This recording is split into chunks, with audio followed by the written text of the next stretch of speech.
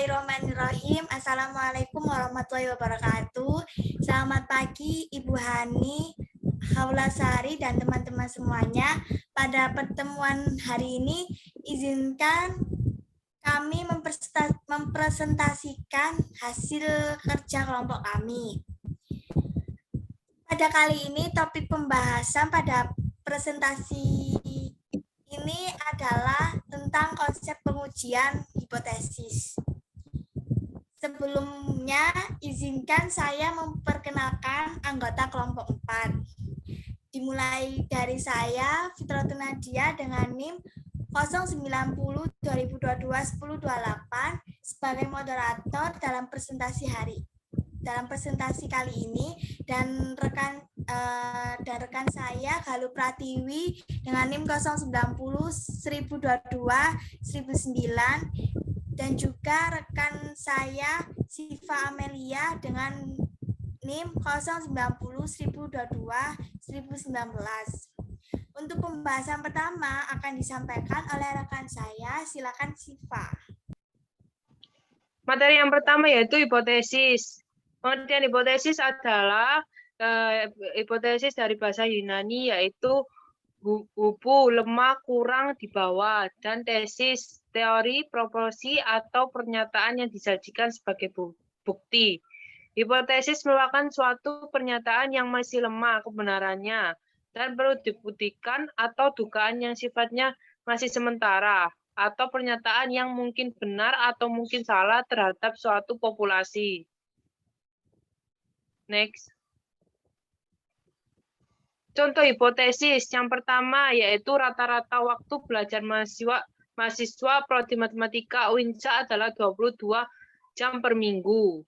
Rata-rata IPK mahasiswa prodi matematika di atas 3,5. Contoh yang kedua yaitu rata-rata waktu belajar mahasiswa prodi matematika kelas A dan B adalah sama. Contoh yang ketiga yaitu terdapat hubungan antara waktu belajar dengan IPK mahasiswa. Yang kedua, waktu belajar mempengaruhi IPK mahasiswa.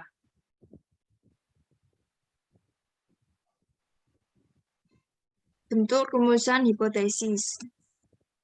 Yang pertama ada hipotesis deskriptif, yaitu suatu pernyataan yang menunjukkan dugaan tentang nilai suatu variabel mandiri dengan nilai konstanta tertentu. Yang kedua ada hipotesis komparatif. Hipotesis komparatif yaitu suatu pernyataan yang menunjukkan dugaan tentang perbandingan atau perbedaan antara dua variabel atau lebih. Yang selanjutnya ada hipotesis asosiatif, yaitu suatu pernyataan yang menunjukkan dugaan tentang hubungan antara dua variabel atau lebih. Selanjutnya ada bentuk hipotesis. Bentuk hipotesis yang mana yang akan digunakan atau dibuat, apakah hipotesis deskriptif, komparatif, atau asosiatif. Atau asosiasi adalah tergantung pada tujuan penelitian. Agar pernyataan tidak diragukan, maka secara statistika kita bisa melakukan pengumpulan data dan melakukan pengujian hipotesis.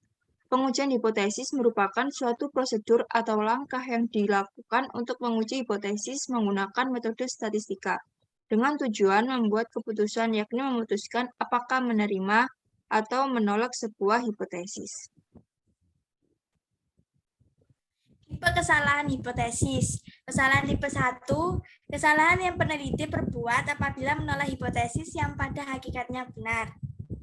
Kesalahan tipe 2, kesalahan yang peneliti perbuat apabila menerima hipotesis yang pada hakikatnya salah. Untuk kesimpulannya, jika ditolak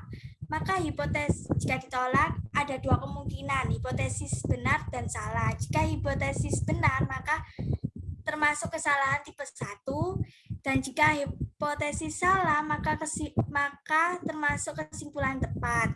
Nah, untuk kesimpulan yang nomor 2, yaitu diterima. Jadi, kalau hipotesis benar, maka kesimpulan tepat. Jadi, untuk hipotesis salah, maka kesalahan tipe 1. Next. Prosedur pengujian hipotesis. 1. Menentukan hipotesis dalam satu arah kanan, yaitu H0 sama dengan parameter kurang dari sama dengan atau sama dengan titik-titik. Yang kedua H1 yaitu parameter lebih dari titik-titik. Satu arah kiri. H0 sama dengan parameter lebih dari sama dengan atau sama dengan titik-titik. Yang H1 yaitu parameter kurang dari titik-titik. Untuk dua arah, H0 sama dengan parameter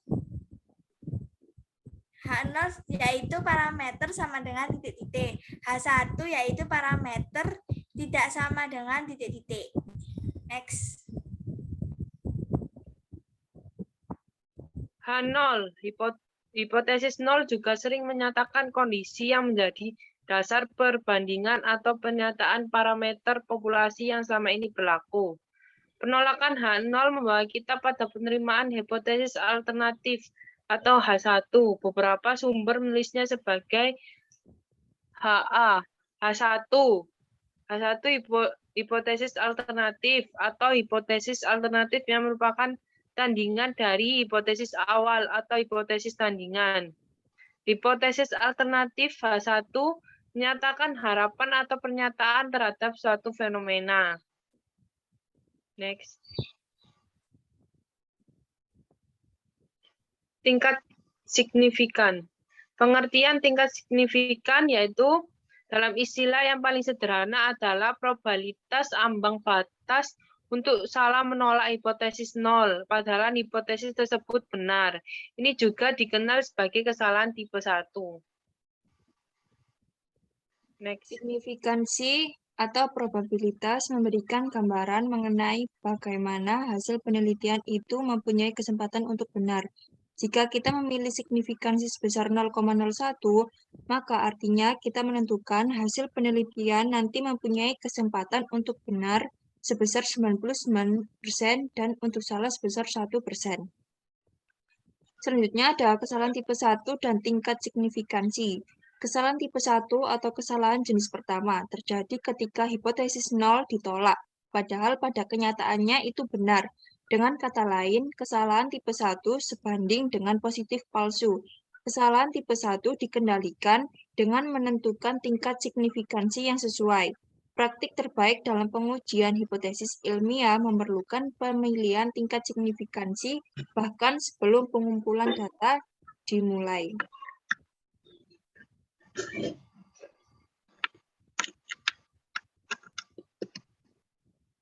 Tingkat signifikansi yang paling umum adalah 0,05 atau 5%, yang berarti terdapat kemungkinan 5% bahwa pengujian tersebut akan mengalami kesalahan tipe 1 dengan menolak hipotesis 0 yang benar.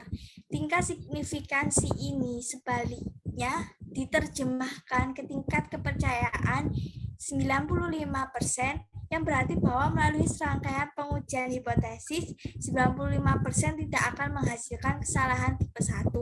Next. Statistik uji.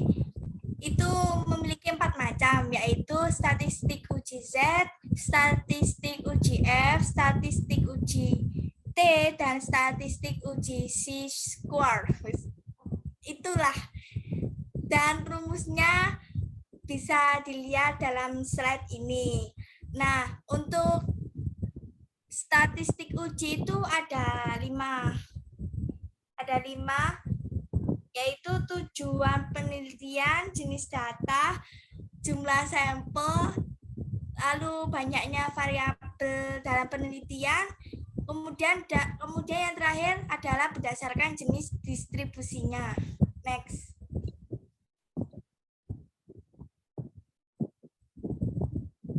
Daerah kritis. Daerah kritis yaitu serangkaian hasil yang bisa menolak hipotesis 0 untuk menerima hipotesis alternatif. Daerah kritis ini biasanya disimbolkan dengan huruf C. Next. Titik kritis. Titik kritis adalah nilai yang menjadi batas daerah penerimaan dan penolakan hipotesis. Nilai A pada Z atau T tergantung dari arah pengujian yang dilakukan. Next. Daerah kritis dipilih sedemikian rupa sehingga probabilitas menolak hipotesis 0. Ketika itu benar, tidak lebih besar dari nilai yang telah ditentukan atau level signifikan. Daerah penolakan ditentukan dari hipotesis alternatif kita. Nah, hipotesis alternatif terdapat dua macam, yaitu dua sisi atau two-tailed, atau satu sisi kanan dan sisi kiri.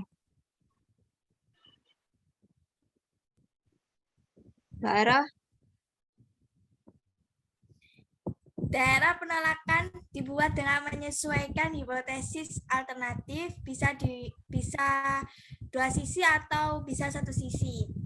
Yaitu yang pertama, itu jika hipotesis alternatif mempunyai rumusan tidak sama, maka didapat dua daerah kritis pada ujung distribusi, yaitu kanan dan kiri.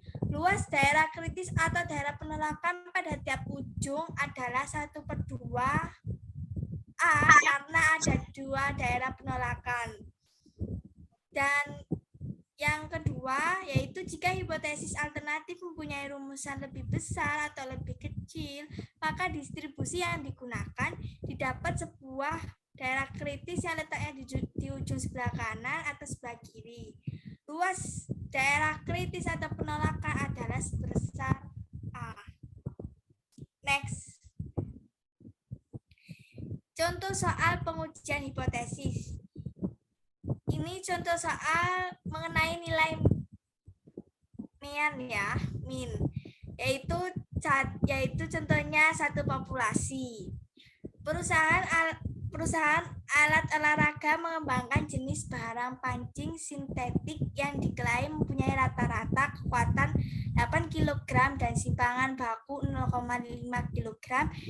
Telah diketahui bahwa dengan sampel 50 pancing sintetik rata-rata kekuatannya adalah 7,8 kg.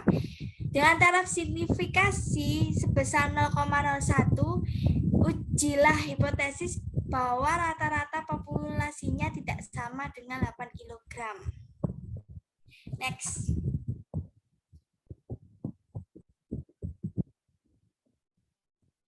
Langkah-langkah untuk menjawab soal tadi, yang pertama, hipotesis dari soal di atas adalah H0 new sama dengan 8 kg. H1 new tidak sama dengan 8 kg. Langkah kedua yaitu telah diketahui bahwa taraf signifikasinya yaitu 0,01. Langkah ketiga, karena uji hipotesisnya adalah two-tailed atau dua arah, dan A sama dengan 0,01, maka daerah kritis dari permasalahan ini adalah Z kurang dari min 2,57 dan Z lebih dari 2,57. Cara mendapatkan nilai kritis ini adalah dengan melihat tabel distribusi normal di mana Z A/2 sama dengan Z 0,01/2 sama dengan Z 0,005 sama dengan min 2,57. Langkah keempat yaitu perhitungan. Dengan N sama dengan 50, simpangan bakunya sama dengan 0,5, dan rata-rata populasinya sama dengan 8 kg, sehingga rumus yang digunakan adalah Z itu sama dengan X bar dikurangi nu 0 per sigma per akar N sama dengan 7 kali 8 dikurangi 8 per 0,5 per akar 50 sama dengan min 2,83. Dan langkah yang terakhir yaitu keputusan. Keputusan yang dapat diambil adalah H0 ditolak karena Z hitung berada dalam rentang daerah kritis, yaitu Z kurang dari min 2,57 dalam kurung min 2,83 kurang dari min 2,57. Sehingga kesimpulan yang dapat diambil adalah rata-rata populasi yang sebenarnya tidak sama dengan 8.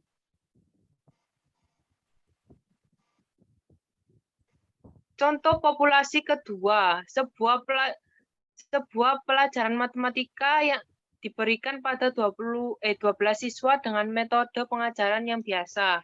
Kelas lain yang terdiri dari 10 siswa diberikan pelajaran yang sama, tapi dengan metode yang menggunakan bahan yang telah diprogramkan. Pada akhir semester, murid kelas murid kedua kelas itu diberikan ujian yang sama. Kelas pertama mencapai nilai rata-rata 85 dengan simpangan baku 4, sedangkan kelas yang menggunakan bahan yang terprogramkan memperoleh rata-rata 81 dengan simpangan baku 5, dengan taraf signifikan 0,1. Ujilah hipotesis bahwa tidak ada perbedaan antara kedua metode pengajaran. Asumsikan bahwa kedua populasi berdistribusi normal dengan varian yang sama. Langkah-langkah untuk menjawab soal di atas adalah sebagai berikut. Yang pertama ada misal mu1 dan mu2 adalah rata-rata nilai semua siswa yang mungkin mengambil pelajaran tersebut dengan kedua metode pengajaran. Maka hipotesisnya adalah H0 banding mu1 sama dengan mu2, H0 banding mu1 tidak sama dengan mu2. Langkah kedua yaitu telah diketahui bahwa taraf signifikansinya yaitu 0,1. Langkah selanjutnya yaitu karena uji hipotesisnya adalah two-tailed atau dua arah, maka taraf signifikansinya sama dengan 0,1 dan N kurang dari 30. Maka darah kritik dari permasalahan ini menggunakan uji T degree of freedom atau DF adalah N1 plus N2 min 2 yaitu 20. Maka T sama dengan 1,725. Sehingga daerah kritik dari permasalahan tersebut adalah T kurang dari min 1,725 dan T lebih dari 1,725. Yang terakhir yaitu setelah itu ada perhitungan. Dengan N1 sama dengan 12, N2 sama dengan 10, S1 sama dengan 4, S2 sama dengan 5. Rata-rata populasi ke-1 adalah 85 dan rata-rata populasi kedua adalah 81. Sehingga rumus yang digunakan adalah T hitung sama dengan X bar 1 dikurangi X bar 2 min D0 per SP akar 1 per N1 plus 1 per N2 sama dengan masukkan rata-rata X bar pertama sama X bar kedua yaitu 85 dikurangi 81 dikurangi DO-nya yaitu sama dengan min 0 di per 4,478 akar 1 per 12 plus 1 per 10 dengan hasil 2,07. DO-nya sama dengan 0. SP-nya diperoleh dengan rumus akar buka kurung N1 min 1 tutup kurung S1 akar 2 S1 selanjutnya dengan rumus SP sama dengan akar buka kurung N1 min 1 tutup kurung S1 pangkat 2 plus N2 min 1 S2 pangkat 2 per N1 plus N2 min 2 sama dengan kita masukkan nilainya yang N1 12 min 1 4 kuadrat plus 10 min 1 5 kuadrat per 12 plus 10 min 2 sama dengan 4,478. Yang terakhir ada keputusan. Keputusan yang dapat diambil adalah H0 ditolak karena T hitung berada dalam rentang daerah kritiknya sebesar T lebih dari 1,725 buat kurung 2,07 lebih 1,725. Sehingga kesimpulan yang dapat diambil adalah ada perbedaan antara metode mengajar biasa dan metode mengajar dengan bahan terprogramkan, di mana metode biasa lebih baik dibandingkan metode dengan bahan terprogramkan. Sekianlah presentasi pada pertemuan hari ini. Semoga apa yang kami sampaikan bisa menjadi ilmu yang bermanfaat dan barokah untuk teman-teman sekalian.